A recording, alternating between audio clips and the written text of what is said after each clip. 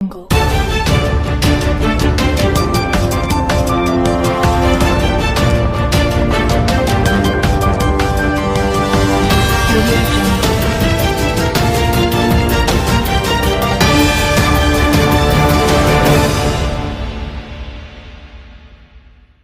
ମଧ୍ୟପ୍ରାଚ୍ୟରେ ବୃଦ୍ଧି ପାଉଥିବା ଉତ୍ତେଜନାର ଆର୍ଥିକ ପ୍ରଭାବ ଭାରତରେ ବ୍ୟାପକ ଭାବରେ ଅନୁଭୂତ ହେଉଛି। ଇରାନ ସହିତ ସଂଘର୍ଷ ଭାରତକୁ ଦୁଇଟି ଉପାୟରେ ପ୍ରଭାବିତ କରୁଛି। ଅଶୋଧିତ ତୈଳ ମୂଲ୍ୟରେ ବୃଦ୍ଧି ଏବଂ ଡଲାର ତୁଳନାରେ ଟଙ୍କାର ମୂଲ୍ୟ ହ୍ରାସ। ଆକଳନ ଅନୁଯାୟୀ ମାତ୍ର 4 ଦିନ ମଧ୍ୟରେ ଭାରତ 2000 କୋଟିରୁ ଅଧିକ ଅତିରିକ୍ତ ବୋଝ ବହନ କରିସାରିଛି। 4 ଦିନରେ କେତେ କ୍ଷତି? ଭାରତ ପ୍ରତିଦିନ ପ୍ରାୟ 5 ନିୟୁତ ବ୍ୟାରେଲ ଅଶୋଧିତ ତୈଳ ଆମଦାନୀ କରେ।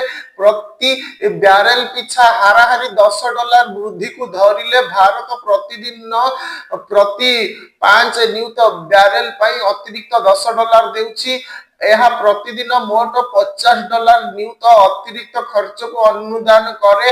जदि डॉलर मूल्य 91 टंका करा जाए तेबे यह प्रतिदिन प्राय 455 कोटी टंकार अतिरिक्त खर्च को अनुदान करे। फलस्वरूप मात्र 4 दिन मध्य तैल मूल्य वृद्धि पाइबा फल प्राय 1800 कोटी टंकार अतिरिक्त बोझ पड़ी। टंकार मूल्य केते ह्रास पाइब? यह सहित टंकार मूल्य ह्रास मध्य एहार प्रभाव पकाउछि।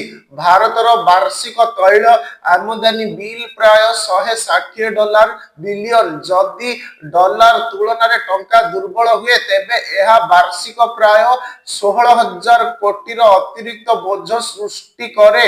यह 4 दिन प्रभाव को प्रतिदिन प्राय 84 कोटी एवं 4 दिन प्राय 175 रु 180 कोटी पर्यंत प्रभावित करिब। विशेषज्ञ माने कोन कहंती? तेणु तैल मूल्य रे मिलित वृद्धि एवं टंकार दुर्बलता 4 दिन मध्य मोट अतिरिक्त बोझ प्राय 2000 कोटी को पहुंचाई थाए। विशेषज्ञों कहवा अनुसार भारत भली आमदानी निर्भरशील देश गुड़िक ईरान, इस्राएल एवं युक्तराष्ट्र मध्य चली संघर्षर सीधासलख आर्थिक क्षति बहन करुछंती। तांको अनुसार समुद्र एवं विमान मार्ग रे वृद्धि पाउथिबा अनिश्चितता कार्गो परिवहन को प्रभावित करुछि, जहा तैल आमदानी एवं रप्तानी उभय को प्रभावित करिपारे। भारत तार शक्ति आवश्यकता पाई आमदानी उपरे बहुत निर्भर करे। तेणु एक दीर्घकालीन संघर्ष